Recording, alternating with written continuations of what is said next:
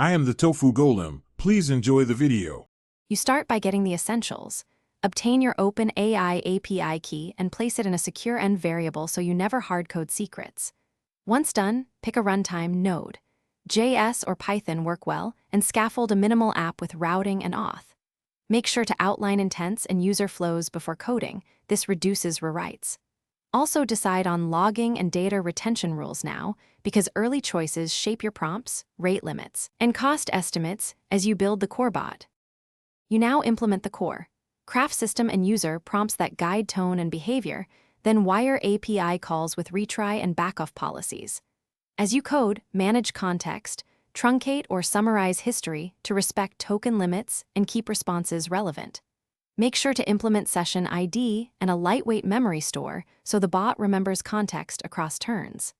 Test with edge cases and add fallback intents for unknown queries. This keeps the experience robust, while you refine prompt engineering and response filtering.